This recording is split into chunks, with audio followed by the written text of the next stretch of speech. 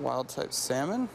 It's lunchtime at the San Francisco headquarters of Wild Type, and company founders Justin Kolbeck and Aria Elfenbein believe that what's on the menu is nothing short of the future of seafood.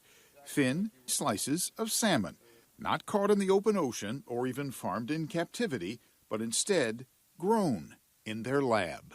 For me, it was the sort of confluence of, okay, there's this potential technology that could address this really big problem that our society is facing. Very simply, where are we going to get enough meat and seafood for the next 3 billion people? The samples are sliced from the cutting edge of an emerging technology known as cell-cultured seafood.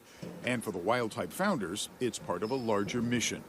Kolbeck traces it back to his former career in the Foreign Service and stops like war-torn Afghanistan, where he remembers speaking with fathers who snuck miles across the border into Pakistan to bring back food for their families. It's those kind of stories that really stick with you. And, you know, like, as a dad, of course I would do the same thing to, like, feed my kids. Essentially, we have the cells that come out of the bioreactor. We toured their lab, which, in its own classic startup story, was converted from a microbrewery.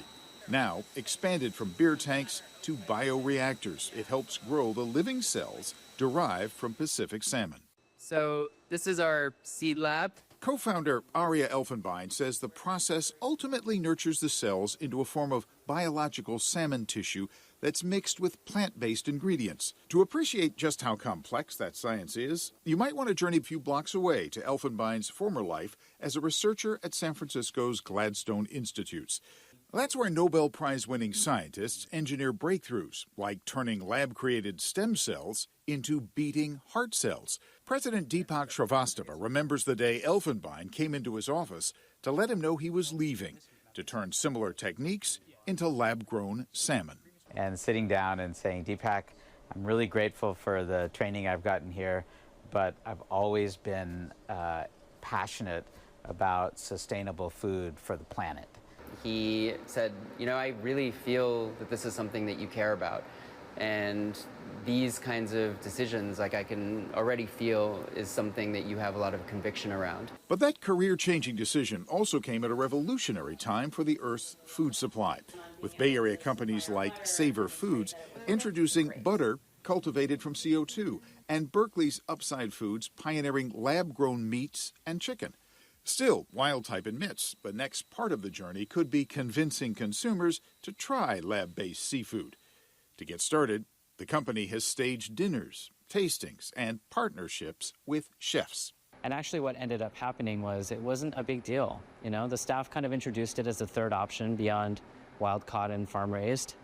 And a lot of people ordered it. In fact, we sold all of the fish that we had that first night. So we're here we have our Wild-type salmon lox. In the end, besides the taste, the long-term mission is sustainability, availability, and price. To create seafood that's affordable for everyone and a global solution that's far easier on our planet. I think that's a future that feels like a far happier future. We're able to sustain the new humans who will be residing on this planet. And that's really our vision, is to have the most accessible, clean salmon on the planet. Really remarkable work they're doing. And Wild Type salmon will make its Bay Area debut next week on the 14th on the menu of the sushi restaurant Robin in San Francisco. The team is working to add more restaurant partners here in the Bay Area and in other cities.